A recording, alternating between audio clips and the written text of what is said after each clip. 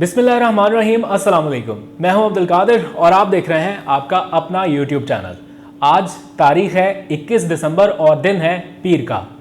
आज पाकिस्तान से मुताल्लिक कुछ अच्छी खबरों पर बात करनी थी, लेकिन वज़ीर-ए-आज़म इमरान खान की ज़ेर सदारत अब से कुछ देर पहले ख़त्म होने वाले इजलास में जो फैसले किए गए हैं उनके बाद सिचुएशन थोड़ी तब्दील हो गई है। इसलिए आज थोड़ा पॉलिटिकल मामला के ऊपर बात करेंगे, क्योंकि आज कुछ अहम फैसले हुए हैं और इस वक्त मेरे पास है ये ख़बरों का ख़जाना।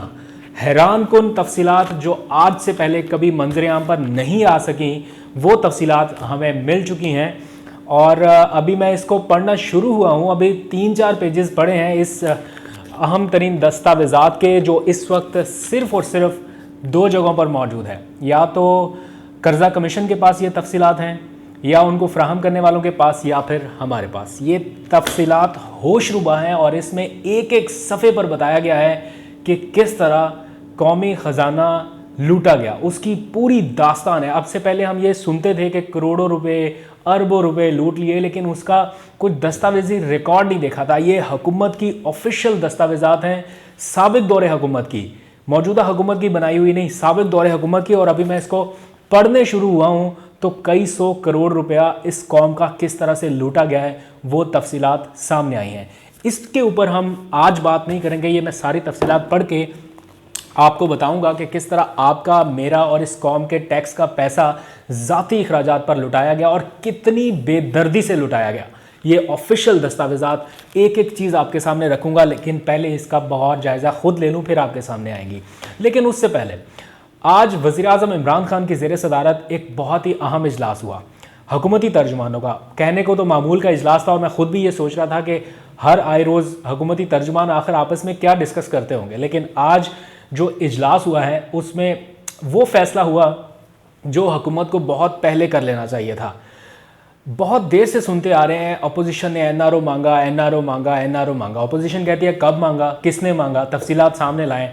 हुकूमत में से लोग कहते हैं जी उसने मांगा, शाहिद खाकान अब्बासी ने मांगा, लेकिन उसका कोई ऑफिशियल, कोई दस्तावेजी रिकॉर्ड या आवाम को बताने या समझाने का कोई मैकेनिज़्म नहीं आया था अभी तक कि किस तरह से ये जो 34 तरामीम की बात की जाती है, उन 34 तरामीम में था क्या, किस तरह से NRO मांगा गया, क्या कहा गया था हुकूमत से। आज इस इजलास में ये फैसला हुआ कि ये सारी तफसीलात जो 34 तरामीम अपोजिशन की जानिब से मांगी गई थी, ये अवाम के सामने रखी जाएं कि हर तरमीम के पीछे क्या राज था और हर तरमीम के बदले इनका एक बंदा किस तरह से रिहा होता था।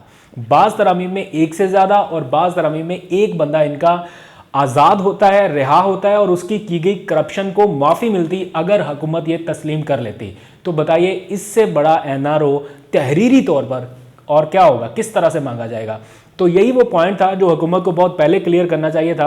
बहरहाल आज वज़ीर-ए-आज़म इमरान खान ने अपने तमाम तर्जुमानों से कहा और मेरी कुछ से बात भी हुई और क्लियर कट ये कहा गया कि किस तरह से मुल्की दौलत लूट कर सेफ हेवन्स में रखी गई है और उसके बदले में हुकूमत को किस तरह से मजबूर किया गया कि इन सेफ हेवन्स को छेड़ा ही ना जाए, राब्ता ही ख़त्म कर दिया जाए दूसरे मुल्कों से इस पैसे को वापस लाने के लिए। ये तमाम तफसीलात आपके सामने रखूँगा। मुझे वो दिन भूलता नहीं है, मैं आपको पिछले कुछ व्लॉग्स में भी वो वीडियोस दिखा चुका हूँ। जिस दिन ये NRO मांगा जा रहा था उस दिन मैं खुद कवरेज के लिए वहाँ पर था और किस तरह से वहाँ पर जो मनाजर थे, आप सिर्फ शक्लें देख लें आपको पता चल जाएगा कि ये NRO की कार्रवाई शुरू हो चुकी थी उस टाइम। मैं आज कोशिश करूँगा आपको फिर वो दिखाऊँ और बार बार दिखाऊँ ताकि आपको याद हो जाए कि ये कौन लोग थे उस वक्त जो तहरीरी तौर पर ये सब कुछ मांग रहे थे। अब मैं आपको थोड़ी तफसील बताता हूं कि किस तरह से हर तरमीम के बदले अपना बंदा बचाया जा रहा था।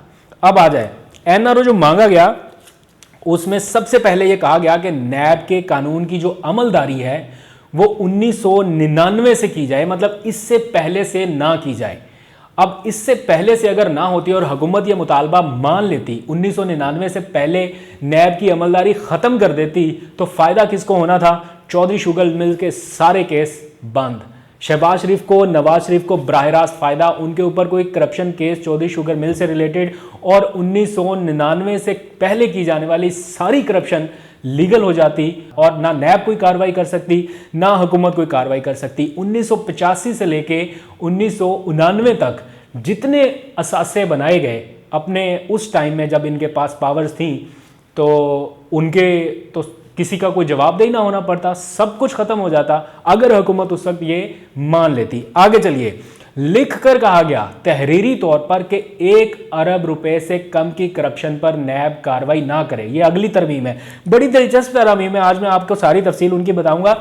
1 अरब से कम की करप्शन पर नैब कार्रवाई ना करे, हुकूमत ये तरमीम मंजूर कर लेती तो फ़ायदा किसको होता? राना सनाउल्लाह साहब को, ख्वाजा आसिफ को, शहबाज शरीफ को। इनके दर्जनों केसेस ऐसे हैं जिनमें 60 करोड़, 70 करोड़, 80 करोड़, 90 करोड़ यहाँ तक करप्शन हुई हुई है। मतलब अपने केसेस माफ़ कराने के लिए एक करप्शन का पैमाना सेट किया जा रहा है कि 1 अरब से ज़ायद करप्शन हो तो कार्रवाई हो, इससे कम पे हो तो कार्रवाई ना हो। क्या किसी महज़ब माशरे में ये हो सकता है कि 1 रुपये की करप्शन पे भी माफ़ी मिल जाए? वज़ीर आज़म जो कहते हैं नैब को दफन करने का मुतालबा किया गया, वो सही बात करते हैं। आगे चलिए, अगली तरमीम, मनी लॉन्ड्रिंग, जिसका सारा मामला है और जिस पे बेस कर रही है सारी करप्शन कहानियां, उसको कहा गया बतौर जुर्म हटा दिया जाए। मनी लॉन्ड्रिंग को बतौर जुर्म गर्दाना ही ना जाए, यानी नैब मनी लॉन्ड्रिंग पे कार्रवाई कर ना सके। वो मामला जिसकी वजह से हम FATF की आज ग्रे लिस्ट में हैं, उसको कानून साजी के दायरे में लाने से ही इन्होंने कहा कि इसको हटा दें, और अगर किसी ने मनी लॉन्ड्रिंग की है तो उसके ऊपर नैब कोई कार्रवाई ना करे। फायदा किसको होना था? शहबाज शरीफ को, आसिफ जरदारी को, ख्वाजा आसिफ को, फरियाल तालपुर को। ये वो तमाम मोहरे हैं जिन्होंने बड़ी बड़ी मनी लॉन्ड्रिंग कर रखी है और आज तक गिरफ्त में नहीं आए। आगे चलिए, बेनामीदार कानूनदान से अहलिया और बच्चों को निकालने का मुतालबा लिख कर किया गया। बेनामीदार का जो कानून है जिसकी वजह से ये सब गिरफ्त में आए हैं, कि ये कानून भी नैब की शिक से निकाल दें। फायदा किसको होना था? आसिफ जरदारी, अनवर मजीद, शहबाज शरीफ और उनके बच्चे, फिर मरियम नवाज और मौलाना फजलुर रहमान। अब आपको समझ आ रही है कि ये 11 पार्टियों का क्यों इकट्ठा हुआ है। आप अंदाजा करें इस अपोजिशन की मॉरल क्रेडिबिलिटी का, कि लिख कर कहा गया कि ये कानून ख़त्म कर दें, ये कानून भी ख़त्म कर दें। वो आज शिबली फराज साहब ने प्रेस कॉन्फ्रेंस किया और कहा कि जब मैं उस कमरे में दाखिल हुआ जिस कमरे में ये इजलास होने वाला था, जहाँ पर FATF की कानून साजी होनी थी, मुल्की सलामती से मुतल्लिक इतनी अहम कानून साजी, उस कानून साजी के शुरू में पूछा गया कि नैब तरमीम का क्या बना, और फिर वहाँ से मामला खटाई में पड़ गया और वो मामला FATF का आगे बढ़ ही नहीं सका। आगे चलिए, कहा गया 5 साल पहले वाले केसेस सारे, उन पर कार्रवाई का इख्तियार ख़त्म कर दिया जाए। यानी अगर आज 2020 में ये हुकूमत मान लेती ये मुतालबा, तो 2015 से पहले जिसने जो कार्रवाई की है उससे कोई हिसाब किताब ना हो। किस तरह कोई अपोजिशन ये मुतालबा कर सकती है? किसमें कितनी अखलाकी कमी होगी तो उसने ये मुतालबा किया होगा लिख कर कि जनाब 2015 से पहले। इसमें फ़ायदा किसको होना था? शाहिद खान अब्बासी साहब भी इसी ज़मरे में आने थे, और जो उनके दौरे हुकूमत में बड़े बड़े खांचे फिट किए गए, ये LNG वाला मामला और जितने उनके खिलाफ रेफरेंसेस बन रहे हैं, वो भी उससे सारे बाइज़्ज़त बरी हो जाते हैं। आगे चलिए, एहसन इकबाल, ख्वाजा आसिफ, खुर्शीद शाह, जावेद लतीफ़, मरियम नवाज, नवाज शरीफ बराह रास्त बेनिफिशरी होते अगर हुकूमत ये तरमीम मान लेती।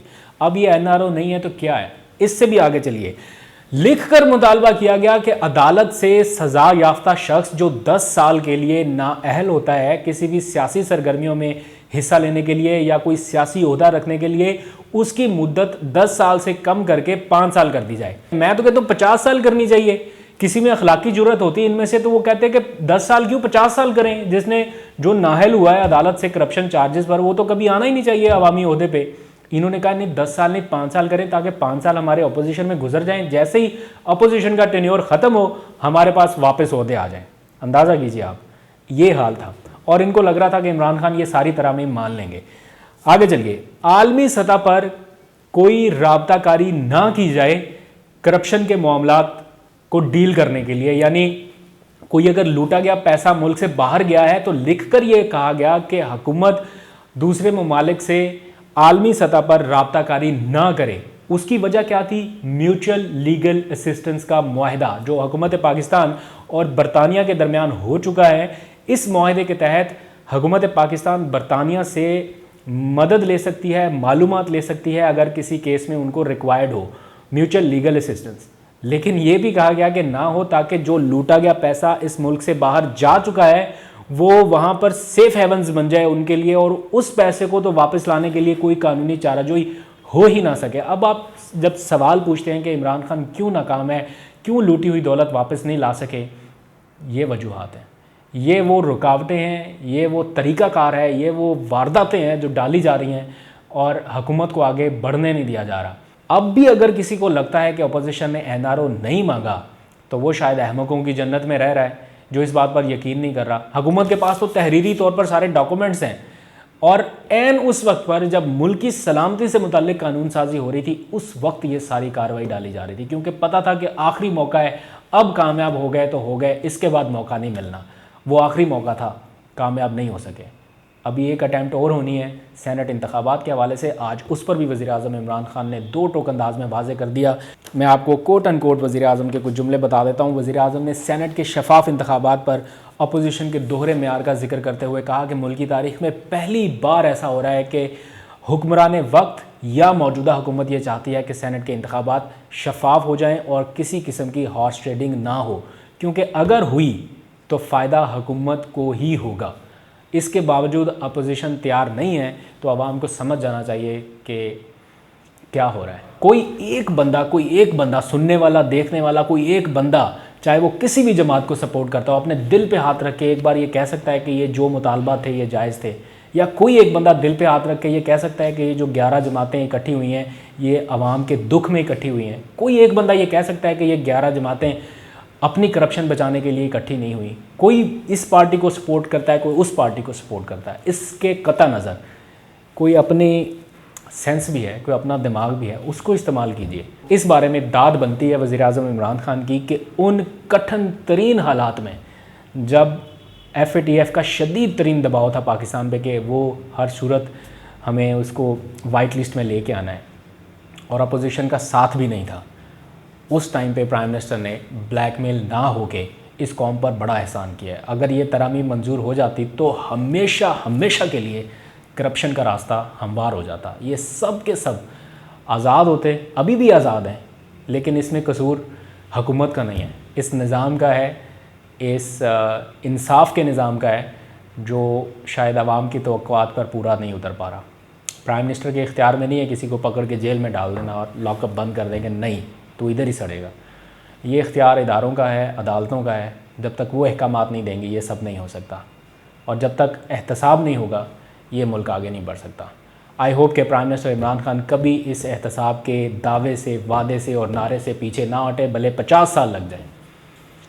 पाकिस्तान इंशाल्लाह इसी रास्ते पे चलेगा तो तरक्की करेगा। कल बहुत अच्छी खबरों के ऊपर बात करेंगे, बल्कि ये जो अभी पलंदा मेरे पास पहुंचा एक्सक्लूसिव डॉक्यूमेंट्स का, हर एक सफ़े पे लूट मार की दास्तान है, ये भी आपके साथ शेयर करनी है। मेरे साथ रहिएगा, अपना बहुत सा ख्याल रखिएगा। पाकिस्तान के लिए ढेरों दुआएं।